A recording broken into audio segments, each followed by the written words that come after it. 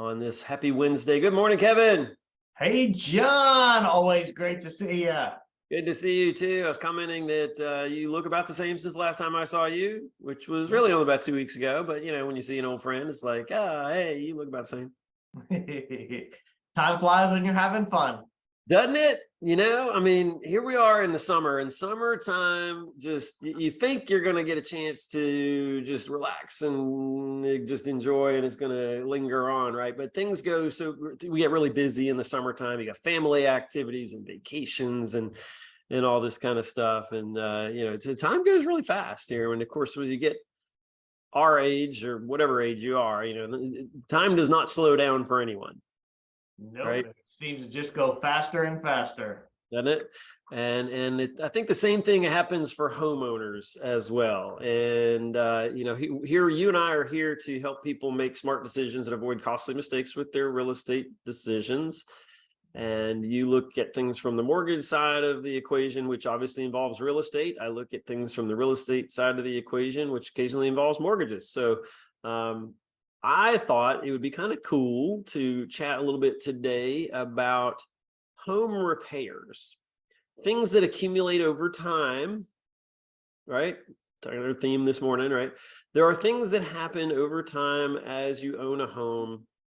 Homes require maintenance. When neglected, just like our own human bodies, things change, and without certain just regular upkeeps and maintenance and stuff like that, things will weather and deteriorate. A lot of new home construction these days, I love what I see when I'm looking at certain homes that are really well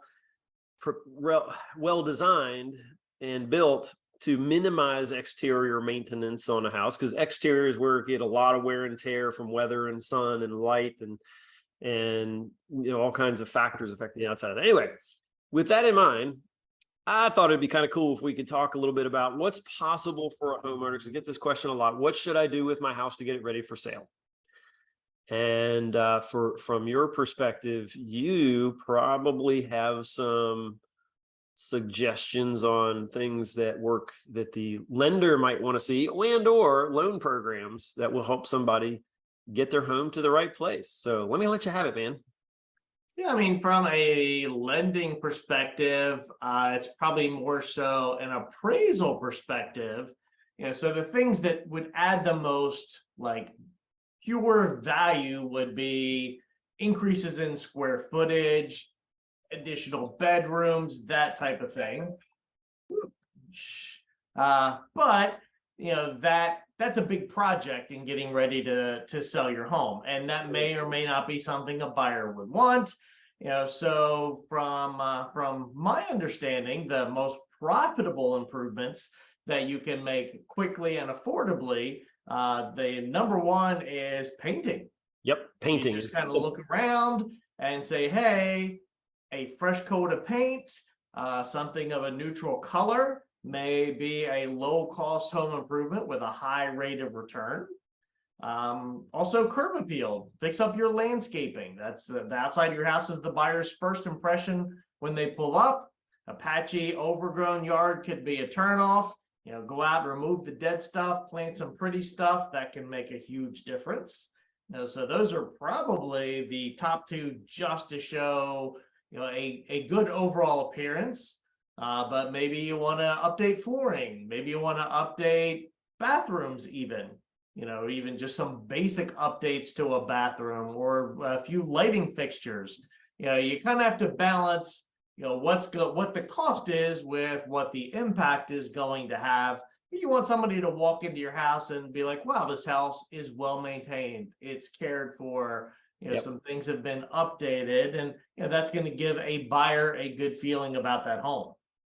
Yeah, absolutely. I show a lot of houses, and it's a contrasting comparison, and you'll see all ends of the spectrum. Here in Williamsburg, we have older homes that go on the market and get sold as is, and they're having to be priced accordingly based on what it could be and what it will require to get it up to what it could be, compared to a home that is what it should be.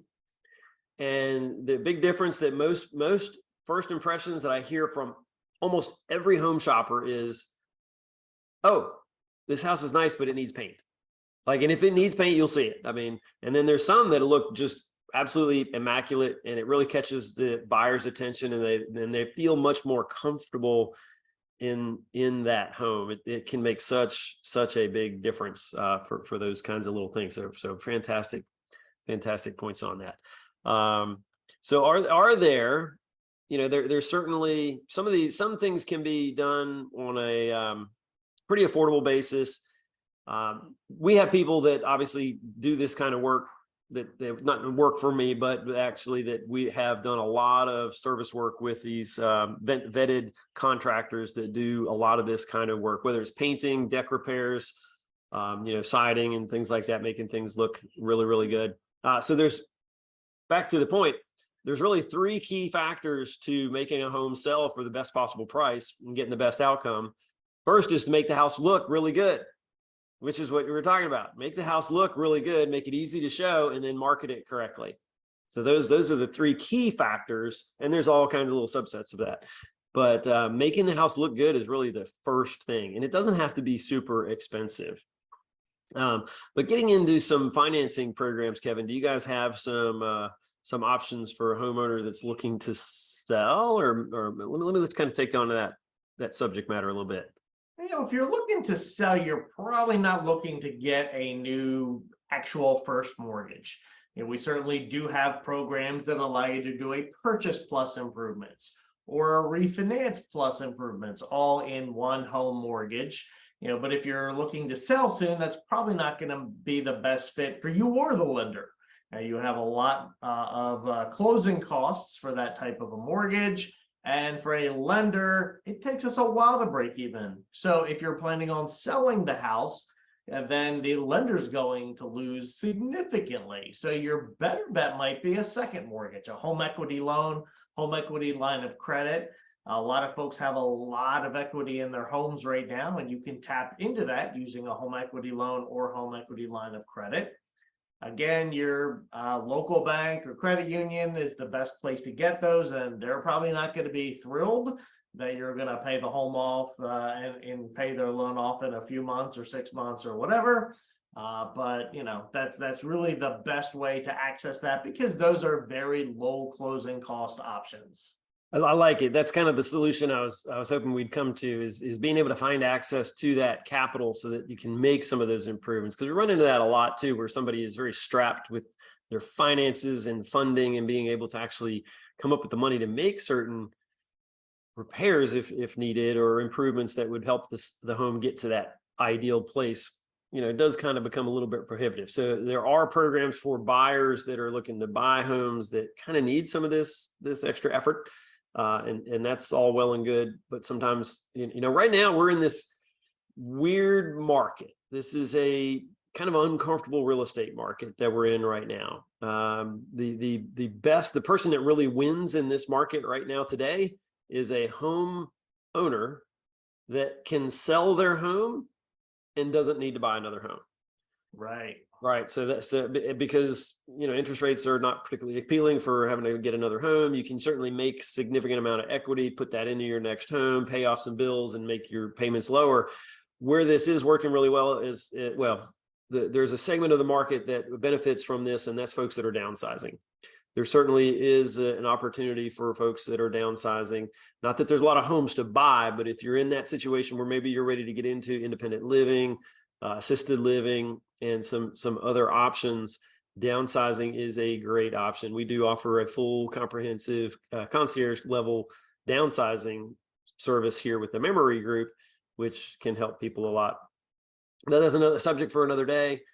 But this is good subject matter for conversation, Kevin. And once again, I always appreciate you spend a little bit of time with me here on this call. So what do you guys have going on for summer, I guess, is my next question for you. What are you guys kind of doing in this timeline here between seasons?